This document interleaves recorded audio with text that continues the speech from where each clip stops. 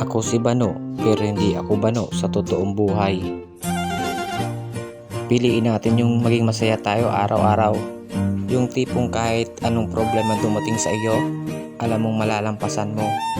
May isang bagay lang akong makikwento.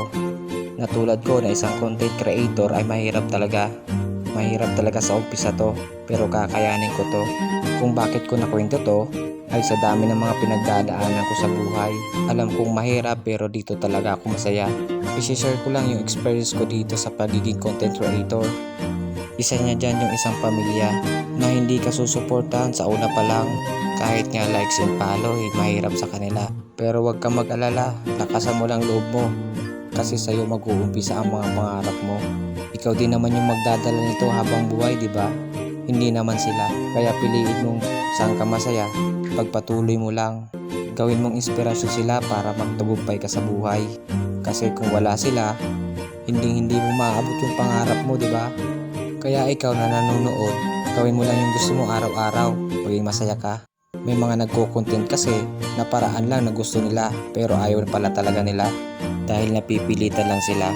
Kasi yung nakikita nila sa Facebook parang madali lang.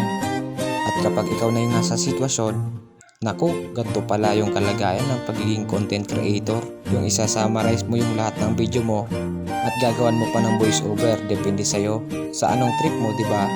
Kaya ako impisan ko muna sa ganito. Kahit alam kong pangit sa iba, para sa akin malaman to. Kasi ito yung magiging alaala ko pagtanda ko. Yung mapapanood ko lahat ng mga video ko habang nakaupo sa upuan na hindi na nagtatrabaho. Di ba ang saya isipin na kapag matanda ka na makikita mo yung mga video mong ginagawa mo? Minsan naisip ko din to, no? Paano kaya pag matanda na ako at tanging mga anak ko na lang yung makakapagpanood nito? At sasabihin nila, "Papa, ang liit ko pa dyan, no?" Habang hindi pa kulubot yung mukha ko at malakas pa ako, makikita to ng mga anak ko. Hindi lang kita yung punto ko dito, yung mga masasayang alaala na hindi na maibabalik kailanman, di ba? Ako bilang isang content creator, ito yung plano ko, yung makita ko yung mga video ko habang tumatanda ako. Ngayon pa lang ay napapaisip na ako, masarap pala gumawa ng mga bidyong ganito. Na dati noon wala dito, ngayon ay meron na palang ganito. Dumadami na yung mga tao, sumisikip na yung mundo. Ito yung paraan ko para makita ako ng buong mundo. Kahit hindi ako sumikat dito, alam kong yung alaala na lang talaga yung pinakamalaga dito. Gawin mo lang yung gusto mo araw-araw. Sipagan mo lang. Baka bukas, di ba? Meron ng ganap na magbabago sa'yo, di ba?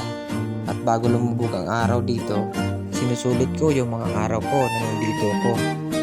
Grabe, no? Nakakamiss. Kaya kung gusto mong ganito rin, dapat nakahanda ka sa mga mangyayari. Huwag mong isipin yung views. Huwag mo rin isipin yung followers mo. Kasi kusa na lang darating yan. At isipin mo, huwag kang titigil. Kasi andito ka na. Nasimulan mo na. Tapusin mo na. Kasi yung iniisip ng iba, sahod na agad. Kaya pagdating na araw, susuko rin sila. Kasi nga, hindi naman talaga nila gusto yung gantong content.